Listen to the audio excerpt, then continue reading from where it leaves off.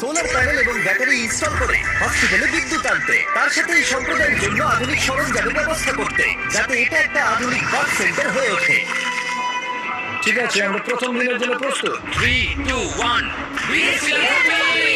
টিমের সবাই এই কাজটার জন্য খুবই এক্সাইটেড ছিল।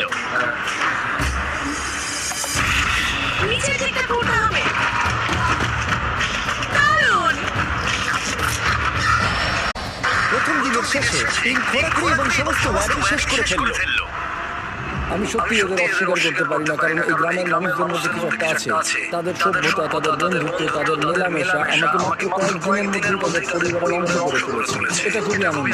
আমরা যখন এই বাড়ির সামনে দিয়ে হেঁটে যাচ্ছিলাম, সে একজন দৌড়ে ভেতরে ঢুকলো এবং সে ভেতরে আগুন জ্বালালো।